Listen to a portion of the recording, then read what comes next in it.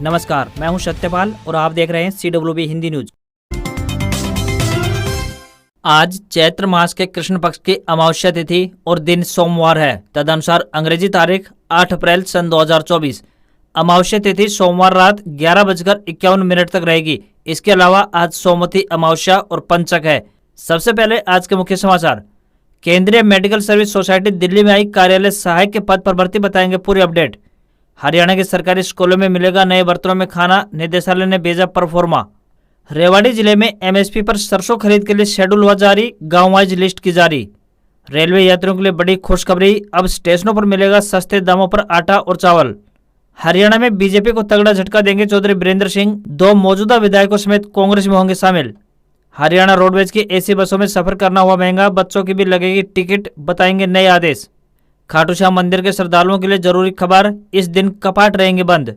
झज्जर में कांग्रेस पार्टी की जन आक्रोश महारैली, भूपेंद्र हुड्डा ने बीजेपी पर साधा निशाना, मुख्यमंत्री नायब सिंह सैनी को बताया डमी CM।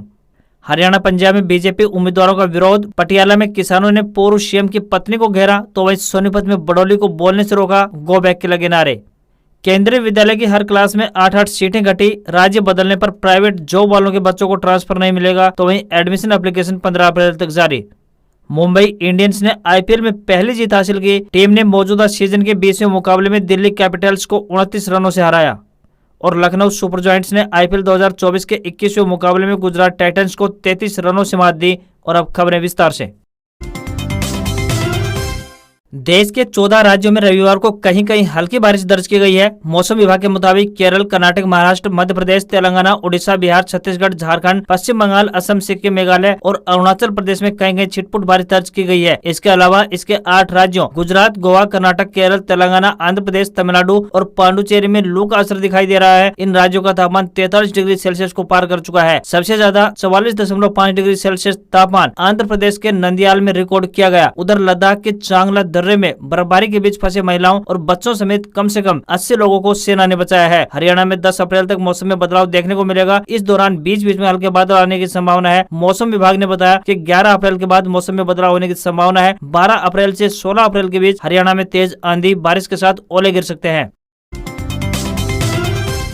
केंद्रीय मेडिकल सर्विस सोसाइटी नई दिल्ली की तरफ से कार्यालय सहायक के पदों पर भर्ती के लिए आवेदन मांगे गए हैं। पुरुष और महिला दोनों वर्गों के उम्मीदवार इन पदों के लिए अपने आवेदन भेज सकते हैं। जो भी उम्मीदवार इन पदों के लिए इच्छुक है वह भारतीय डाक के माध्यम से अपने आवेदन भेज सकते हैं। आवेदन करने की आखिरी तारीख 30 मई 2024 है। इन पदों के लिए उम्मीदवार का स्नातक पास होना आवश्यक है तथा उम्मीदवार को कंप्यूटर का ज्ञान होना चाहिए। न्यूनतम आयु 18 वर्ष और अधिकतम आयु 40 वर्ष निर्धारित की गई है। इन पदों के लिए उम्मीदवारों को ऑफलाइन आवेदन करने होंगे।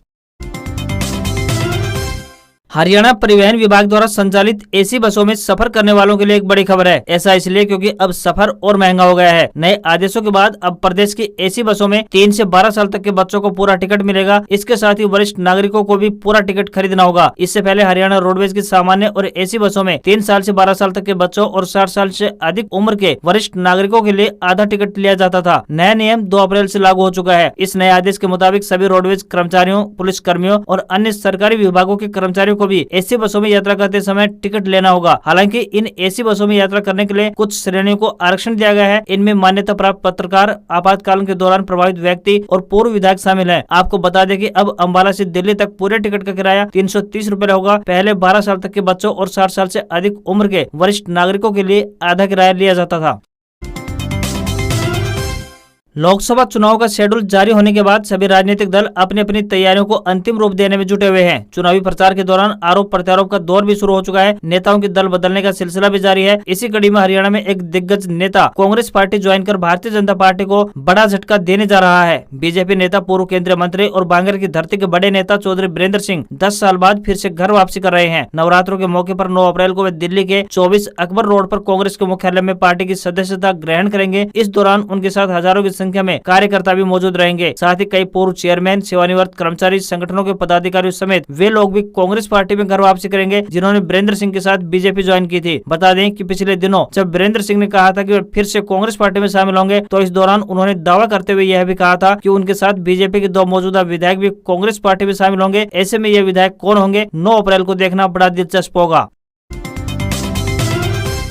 भूपेंद्र सिंह हुड्डा रविवार को बेरी में आयोजित जन आक्रोश रैली को संबोधित कर रहे थे। पूर्व मुख्यमंत्री और नेता प्रतिपक्ष भूपेंद्र सिंह हुड्डा ने कहा कि भाजपा ने प्रदेश को बर्बादी की कगार पर लाकर खड़ा कर दिया है। इस बात का आभास खुद बीजेपी को भी है, इसलिए ठीक चुनाव से पहले मुख्यमंत्री का चेहरा बदल दिया गया है। लेकिन इससे अब कोई लाभ नहीं होने वाला है, क्योंकि इस तरह के डमी मुख्यमंत्री का प्रयोग हरियाणा में पहले भी हो चुका है, जो नाकाम साबित हुआ था। सैनी केवल डमी मुख्यमंत्री के रूप में काम कर रहे हैं। हुड्डा ने कहा कि छत्तीस बिरादरी का भाईचारा कांग्रेस की जीत की गारंटी है। रोहतक से दीपेंद्र की जीत हरियाणा में कांग्रेस सरकार की नींव रखेगी। उन्होंने कहा कि हरियाणा को सरकार नहीं बल्कि ठेकेदार चला रहे हैं। उन्होंने कहा कि 2005 से लेकर 2014 तक जिस हरियाणा को कांग्रेस सरकार ने संवारा और विकास के हर पैमाने पर अव्वल बनाया था, उसको पीछे धकेलने का काम किया गया है। हुड्डा ने कहा कि प्रदेश में कांग्रेस सरकार बनने पर कर्मचारियों को ओल्ड पेंशन स्कीम, 6,000 रूपए बुढ़ापा व विधवा पेंशन, किसानों को MSP की गारंटी, 2 लाख सरकारी नौकरी, 300 यूनिट बिजली फ्री, 500 रूपए में गैस सिलेंडर व गरीबों को मुफ्त प्लाट मकान देने का काम गारंटी के तौर पर किया जाएगा।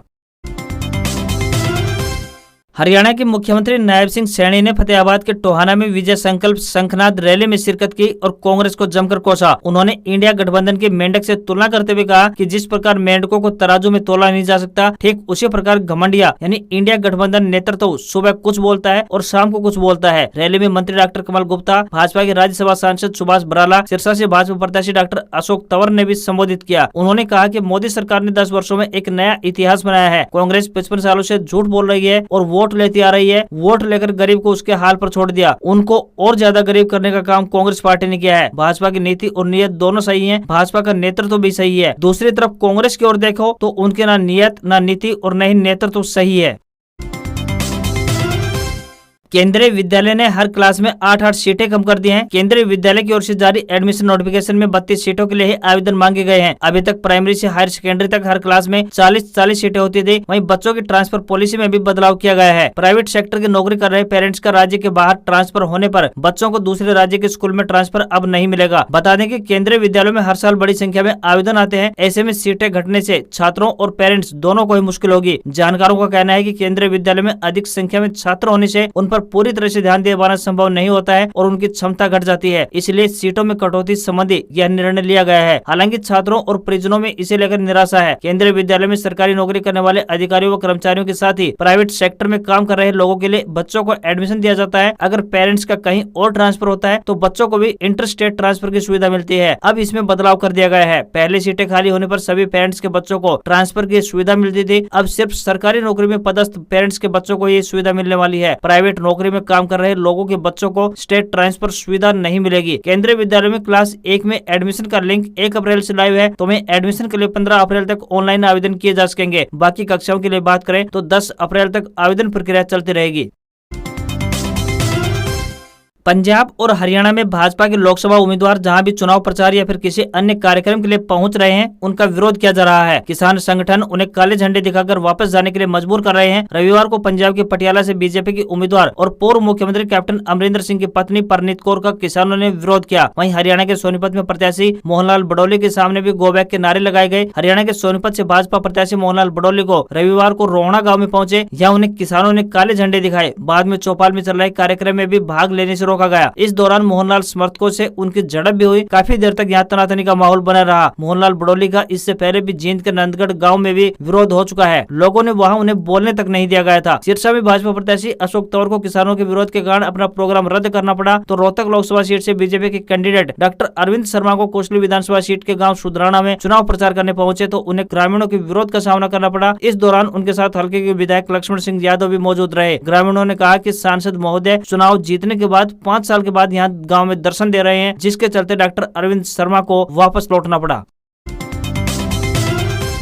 दक्षिण हरियाणा के रेवाड़ी जिले के किसानों के लिए एक जरूरी खबर सामने आई है। एसडीएम एवं मार्केट कमेटी प्रशासक विकास यादव ने बताया कि किसानों की सुविधा के लिए रेवाड़ी, बावल व कोसली स्थित नई अनाज मंडी में सरसों की सरकारी खरीद के लिए गाँव के हिसाब से रोस्टर तैयार किया गया है। उन्होंने कहा कि किसान अपने गाँव के शेड्यूल के हिसाब से ही मंडी में पहुंचे। किसानों से आह्वान करते हुए कहा है कि वे अपनी सरसों की फसल को अच्छी तरह सुखाकर व साफ करके जिस दिन उनके गाँव का नंबर हो उसी दिन सुबह 9 बजे से लेकर शाम 5 बजे तक किसी भी समय ला सकते हैं। केवल उन्हीं किसानों की सरसों MSP पर खरीदी जाएगी जिन्होंने मेरी फसल मेरा ब्यौरा पोर्टल पर रजिस्ट्रेशन करवाया है। इसके साथ ही उन्होंने बताया कि गेट पास कटवाने के लिए किसान अपने साथ अपना आधार कार्ड अवश्य लेकर पहुंचे। हरियाणा के सरकारी स्कूलों में पढ़ने वाले विद्यार्थियों के लिए एक खुशखबरी है। ऐसा इसलिए क्योंकि अब नए बर्तनों में मिड डे मील का भोजन परोसा जाएगा। शिक्षा विभाग द्वारा स्कूलों में छात्रों की संख्या के आधार पर बर्तन और रसोई उपकरण खरीदने के लिए राशि आवंटित की जाएगी। इसे लेकर मौलिक शिक्षा महानिदेशक ने जिला मौलिक शिक्षा अधिकारियों को पत्र लिखकर धन आवंटन के संबंध में सुझाव मांगे हैं। बर्तन और रसोई उपकरण खरीदने के लिए केंद्र सरकार द्वारा 5 साल में एक बार धनराशि प्रदान की जाती है। विद्यालयों में पंजीकृत छात्र संख्या के आधार पर धनराशि उपलब्ध करवाई जाएगी ताकि जो बर्तन खराब हो चुके हैं वो नए लिए जा सके। प्रारंभिक शिक्षा निदेशालय की ओर से जिला मौलिक शिक्षा अधिकारियों को एक परफॉर्मा भी भेजा गया है, जिसे 2 दिन के अंदर अंदर भरकर भेजना होगा। केंद्र सरकार द्वारा निर्धारित मानदंडों के अनुसार बात करें तो 50 छात्रों की संख्या तक 10,000 रूपए की राशि प्रदान की जाएगी। वहीं 51 से 100 तक छात्रों की संख्या के आधार पर 15,000 रूपए, 151 से 250 तक 20,000 रूपए और 251 से ऊपर छात्रों की संख्या के आधार पर 25,000 रूपए की राशि प्रदान की जाएगी।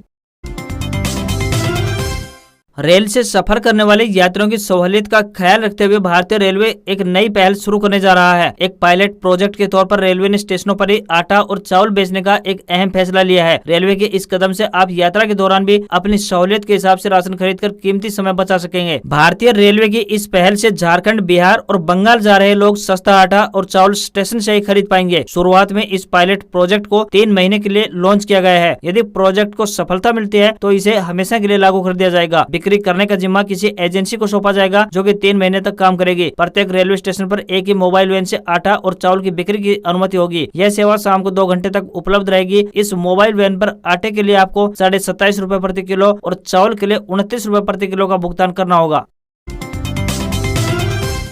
अगर आप खाटू श्याम मंदिर जा रहे हैं तो आपके लिए जरूरी और अहम खबर है। ऐसा इसलिए क्योंकि सिंजारा महोत्सव पर बाबा श्याम का तिलक एवं सेवा पूजन किया जाएगा। ऐसे में 17 घंटे तक मंदिर में दर्शन बंद रहेंगे। इस संबंध में मंदिर समिति ने आदेश जारी कर दिया है। मंदिर समिति के मंत्री श्याम सिंह चौहान ने बताया कि 10 अप्रैल को सिंजारा महोत्सव पर बाबा श्याम का तिलक एवं सेवा पूजन किया जाना है। ऐसे में 9 अप्रैल की रात 10 बजे से मंदिर में दर्शन बंद हो जाएंगे, जो कि 10 अप्रैल की शाम 5 बजे से दोबारा शुरू होंगे। इसके बाद ही श्रद्धालु दर्शन के लिए पहुंचे। बता दें कि अमावस्या के बाद और विशेष धार्मिक त्योहारों पर बाबा श्याम का तिलक और सेवा पूजा की जाती है। ऐसे में मंदिर को दर्शनों के लिए बंद रखा जाता है। राजस्थान के सीकर में खाटू श्याम मंदिर भारत में भगवान श्री कृष्ण के सबसे प्रसिद्ध मंदिरों में से एक है। खाटू श्याम जी कलयुग के सबसे प्रसिद्ध देवता माने जाते हैं। सीकर जिले में स्थित खाटू गांव में बने खाटू श्याम मंदिर को बहुत मान्यता प्राप्त है। कहा जाता है कि श्याम बाबा से जो भी भक्त मांगता है वह उसे लाखों गुना होकर देते हैं। इसलिए खाटू श्याम को लखदातार के नाम से भी जाना जाता है। हिंदू धर्म के अनुसार खाटू श्याम को कलयुग में श्री कृष्ण का अवतार माना जाता है। इस बार भारत सरकार ने सरसों का भाव एमएसपी मूल्य यानी कि न्यूनतम समर्थन मूल्य 5,650 रूपए प्रति क्विंटल रखा है। सरसों का भाव अभी तक एमएसपी से कम ही चल रहा है। हरियाणा के कुछ प्रमुख मंडियों में आज सरसों के ताजा भाव क्या रहे हैं, आपको एक नजर बताते हैं। सिरसा मंडी की बात करें तो 4,890 रूपए प्रति क्विंटल चल रहा है। वहीं हिसार मंडी में 4,910 रूपए प्रति क्विंटल, तो आदमपुर मंडी में सरसों का ताजा भाव 4,930 रूपए प्रति क्विंटल है। रेवाड़ी मंडी की बात करें तो सरसों का ताजा भाव 4,890 रूपए प्रति क्विंटल है। एलनाबाद मंडी में 4,880 रूपए प्रति क्विंटल सरसों का ताजा भाव चल रहा है। वहीं राजस्थान की राजधानी जयपुर की बात करें तो सरसों का ताजा भाव जयपुर मंडी में 4,770 रूपए प्रति क्विंटल, तो वहीं राजस्थान के एक अन्य शहर श्री गंगानगर मंडी में 4,860 रूपए प्रति क्विंटल चल रहा है। वहीं राजस्थान की चिड़ावा मंडी में सरसों का ताजा भाव 4,840 रूपए प्रति क्विंटल है। वहीं हरियाणा की विभिन्न मंडियों में जौ के ताजा भाव की बात करें तो 2160 रूपए से 2500 रूपए प्रति क्विंटल जौ का भाव चल रहा है। और गेहूं के भाव की बात करें तो हरियाणा की विभिन्न मंडियों में 1680 रूपए से लेकर 2360 रूपए प्रति क्विंटल का भाव इस समय गेहूं का चल रहा है। South Korean tech company Samsung 8 अप्रैल यानी आज 2 स्मार्टफोन सैमसंग गैलेक्सी M15 और गैलेक्सी M55 लॉन्च करने जा रही है। गैलेक्सी M55 स्मार्टफोन में 6.67 इंच का full HD plus AMOLED display, Snapdragon 7 Gen 3 processor और 50 मेगापिक्सल का सेल्फी कैमरा दिया गया है। स्मार्टफोन में 45 वाट चार्जिंग स्पॉट के साथ 5000 mAh की बैटरी मिलेगी। कंपनी स्मार्टफोन को 26,999 रूपए में भारतीय बाजार में पेश करने जा रही है। वहीं सैमसंग के गैलेक्सी M15 में 6.5 inch full HD plus display दी गई है। सैमसंग इस स्मार्टफोन को 13,999 रूपए के प्राइस रेंज में लॉन्च कर सकती है। सैमसंग गैलेक्सी M15 स्मार्टफोन में 25 वाट चार्जिंग स्पॉट के साथ 6000 mAh की बड़ी बैटरी मिलेगी। सोने में फिलहाल रिकॉर्ड तोड़ तेजी देखी जा रही है। 24 कैरेट सोने के दाम 69,882 रुपए और जेवराती यानी कि 22 कैरेट सोने की कीमत इस समय 64,012 रुपए प्रति 10 ग्राम के स्तर पर पहुंच चुकी है। विशेषज्ञ अनुमान जता रहे हैं कि अभी इसकी कीमतें और बढ़ेंगी। अमेरिका में ब्याज दर में कटौती पर अनिश्चितता के बीच डॉलर में कमजोरी से सोना ऊंचाई छू रहा है। तो वही कमोडिटी एक्सपर्ट का कहना है कि अगर महंगाई बढ़ी तो सोने के दाम और बढ़ेंगे। अमेरिका के चुनाव के नतीजों का असर भी सोने पर हो सकता है। एक्सपर्ट के मुताबिक अभी सोने की कीमतों में और उछाल आ सकता है। आज खबरों में बस इतना ही। देखते रहिए आपका अपना हरियाणा का सबसे बेहतरीन news channel CWB Hindi news. नमस्कार। इसी आशा के साथ आपका दिन शुभ रहे।